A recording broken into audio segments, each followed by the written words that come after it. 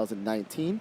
I am Demetrius, and I'm joined by Tyler with the Publisher and Developer Relationship team at Nintendo, along with two very special guests from Bethesda. We have Craig and Matt. Craig and Matt, why don't you say hi? How you doing? I'm Craig Lafferty. All right. And now we're here to talk about the Elder Scrolls Blades. So why don't we go ahead and get started? Definitely. So Blades is a classic dungeon crawler reimagined. It's all about the moment-to-moment gameplay of playing through a dungeon, finding enemies, one-on-one with the enemies, finding secrets, getting loot, and ultimately finding the boss or the exit to the dungeon, finding your way out, and then going back to town and sort of use everything you've got to level up your player, level up your town, and then keep exploring and keep going through the story. Right on. Excellent. And then now you said you're a member of the Blades, correct? Correct. So your character, when you start the game, you're one of the Blades. You've been forced into exile, so you're on the run, and you return to your hometown to find it just basically destroyed. And so you need to figure out why it's destroyed, what happened, and then work to rebuild it. Okay. So I see that we're going through this dungeon here, and one thing I think we haven't even noticed, most people might notice, we have like a little blue arrow here kind of guiding us along, kind of just giving us an example of what we can do, correct? Right, so that's the Clairvoyance is what it's called, and that actually guides you through the dungeon. So to help give people a general sort of an idea of where to go ultimately for your goal. That doesn't tell you the secrets or where the other stuff is to explore, but it guides you towards the ultimate exit. Awesome. And then you can see here Matt's actually, so he just fought one of the skeevers and took him out pretty fast. But we spent a lot of time on the moment-to-moment gameplay. We want to make sure that the sword gameplay and the combat felt good, because if that's not fun, the rest of the game, it's not as big of not as important if the core moment doesn't feel good. Well, it's definitely important. In regards to combat, with now the controller support on the Nintendo Switch, could you go into a little more on how that came to be? Yeah, so when we designed the game from the start, we had the Switch in mind and how the controls would translate over to the Switch. So you can see here, when he swings, the right Joy-Con is your right hand, and you can swing with the right and left hand. So you can sort of swing back and forth.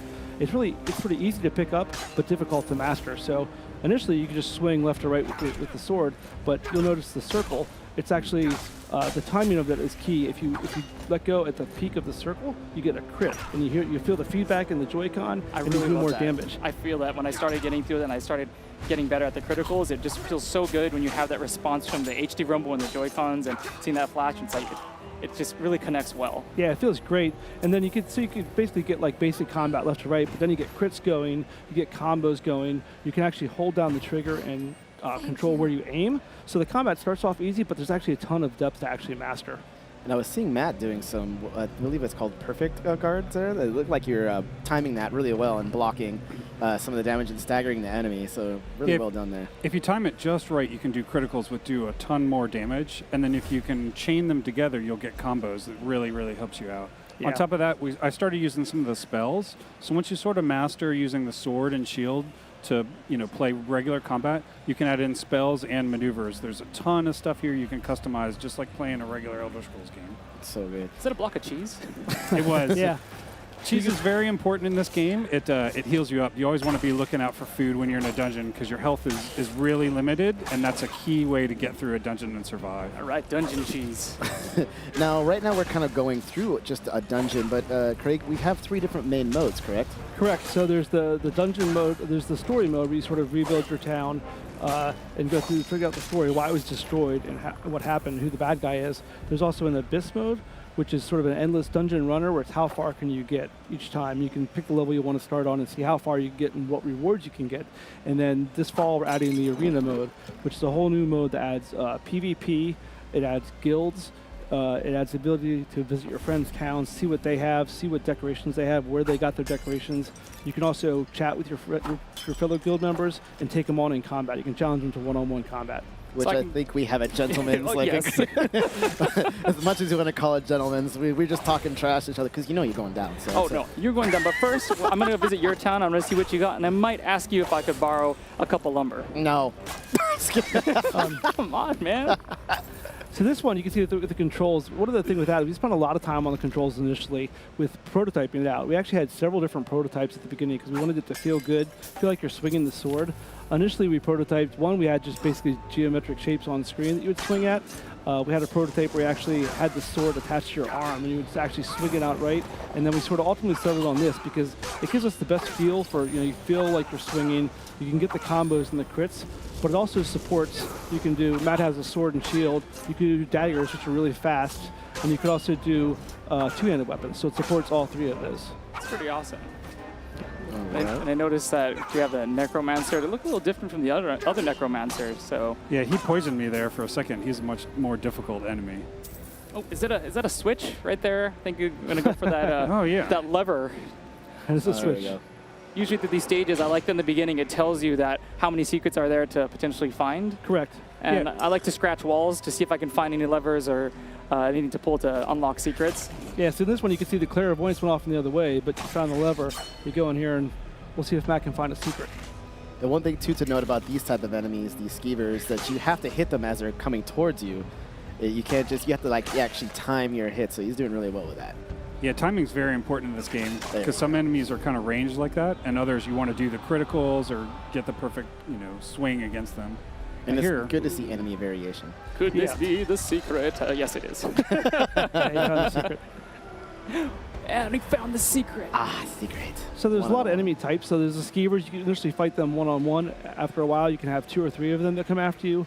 There's other different types of enemies. They all have different spells and abilities. So part of it is when you go back to town, you build up your town. You can build a blacksmith, and you can customize your weapon. You can enchant it. And so you make sure you have the right resistances or the right gear and armor to take on the different creatures in the dungeons as you go along. So it gets more and more complex. But so the combat is still sort of the core basic combat, but it really gets more complex with the abilities and the back and forth in the combat. And that's great. Like I personally am a sucker for like enchantments and all that stuff. I always like Yeah. to try to put my own personality into a character, especially when I know you can create your own character like this in this game. So awesome news. Always cool to see. Yeah. Nice shield bash. Yeah, no, I do like that. Even though you might get really cool armor that you think looks great, you can't just, you could just go into any stage with that, but it really helps when you have your different abilities and spells that you equip to make that either adaptable for a stage or a different playing experience, but still look as cool as you want to, right? Mm-hmm. And here we're seeing a boss at the end of the dungeon. He's going to be a much more difficult combat. Had a swag walk to him too. He had a nice appearance there. Yeah. Maybe use your Blizzard spell. Oof. It's a tough one though, yeah. And the Sorry? one thing we're not showing here, but we also have motion controls in the final game this fall as well. I saw that in the showcase. Yeah, How yeah. It seems like you can really hold your sword and your shield. Yeah, Both so it feels Joy-Cons. like each hand is almost your sword and your shield. So the left one you can hold up and do a block or a bash. The right one's to swing the sword. So it really feels great with the motion controls. We're definitely looking forward to that. Mhm. Just we'll just be in the office and I need a safe space now. Swing everywhere. And that guy we rescued, he's the blacksmith, so he's going to go back to town and he'll improve weapons for you. Excellent. all right. So that's a look at the first dungeon, correct? Yeah. Wait, but you got to break that pot.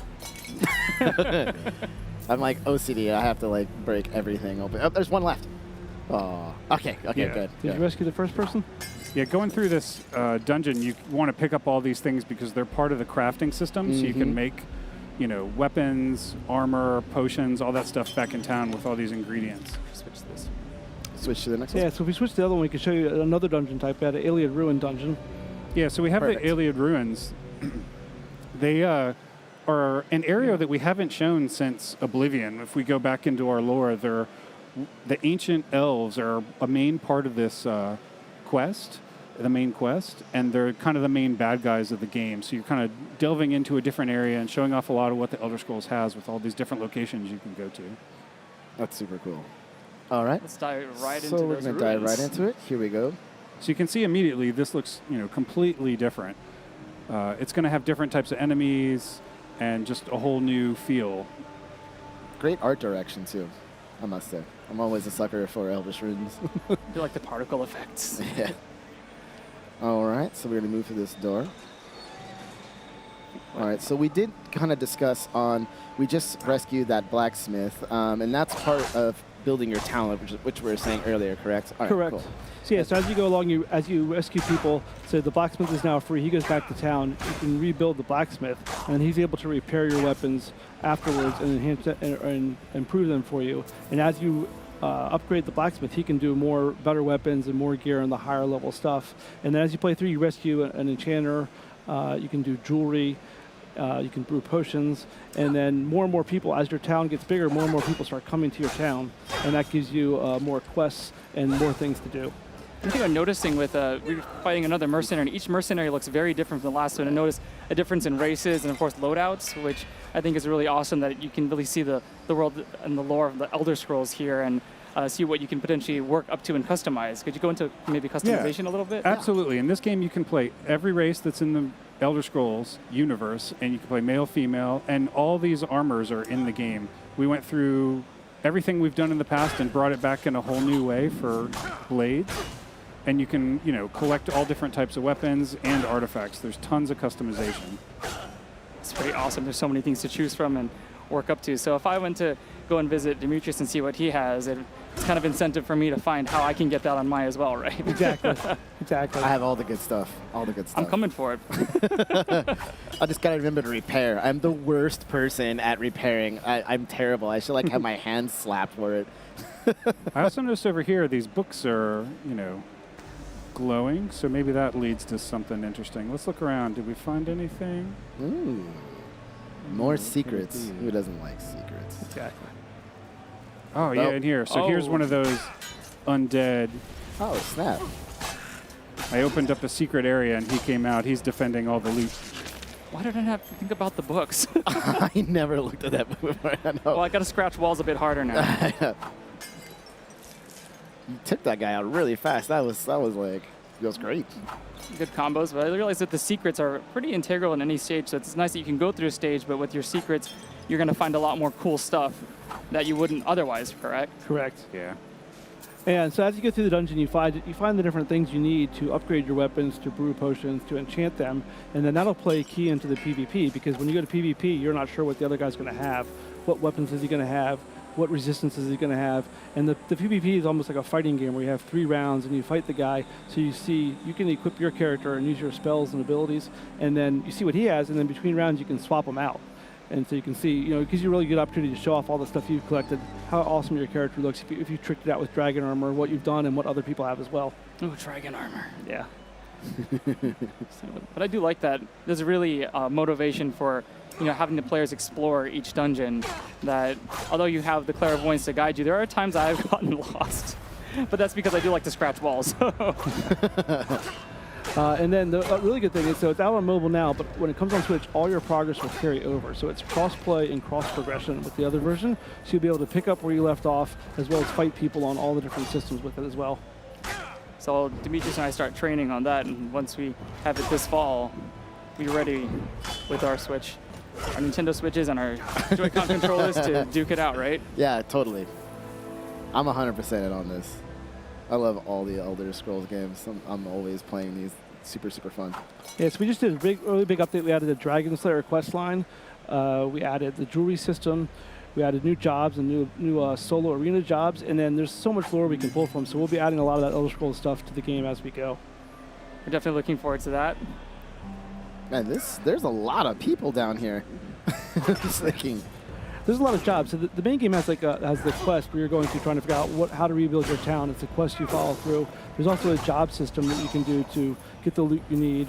And there's all sorts of different challenges in the jobs to collect things or to fight people one-on-one in a solo arena battle, to rescue people. And those are sort of like things you can do on the side when you're also doing the main quest to build up your town. In the beginning, was there a discussion for, well, how many races or how many types of armor do we want to include? And eventually you just kind of went to, let's just do all of it? Well, we knew right away we wanted to have all the races in the game. It can't be an Elder Scrolls game if you can't play who you want to play. And then we put as much armor as we possibly could into it. Yeah, there's a lot in this. This is definitely a lot. It's pretty awesome. It's a big game. Okay. Seeing that I think we cleared. Oh, I was just about to say. I think we cleared out some of the enemies. And Like when you there think go. you're at the end. Cue the other mercenary showing up. You can see this is progressively harder than the last stage that we were going through. Yeah, I know. I'm just kind of like enthralled because I got to work on my game on this because I'm seeing all these like perfect hits and combos. That's when you got to and I've get been working good. on that. I know. You got to make sure your combos and your crits are up, right? Yeah, for sure. So see, he's a little bit lost there, so the clairvoyance helps you find your way through the dungeon. There we go. The golden door. Yeah. But if you explore off the path and don't follow Clairvoyance, that's where you're going to find the secrets, the extra loot. That's what you really need to do to progress. Mm-hmm. All right, It's very over exciting to see all of the cool things from the world of the Elder Scrolls right here. Oh man. Okay. So these mercenaries are tough. I'm just trying to see how you could time your blocks perfect. Oh, there we go. A good combo right there too. Yeah, combos are really, really great. So notice that also when you were talking about how you can not just have a regular swing, but it goes from, you can have a higher or lower in positioning of your weapon. Yeah, so you can use the right stick. You see how I'm kind of raising and lowering, and I'm going to try and aim for a better swing on them. It's really important, like when you fight this keeper, since they jump up, you can actually determine if you want to swing high or low and aim, and that's really important to the timing of hitting them. You saw a critical combo. Yeah. Yeah, that was like half health right there. That's pretty good. Yeah, I really do like when I started getting those crits. Just the feel with the controller and the rumble. It's good stuff. Yeah. All right. So I think we just completed that There you dungeon. go. And you found the secret. Yes. Yeah. Okay. So what we did is we got to show you a chance at, or take a look at 2 dungeons. There's anything else you guys would like to discuss? No, I think that's everything. Like I said, it's cross-play and cross-progression with the mobile versions. So really looking forward to it coming out this fall on the Switch and getting people's feedback. Great. Okay. Well, everyone, just like to say thank you very, very much for watching. This is going to be the end of the day for us today, but we will be back tomorrow for an indie day. So look forward to that, and we'll see you tomorrow morning. This is us signing out.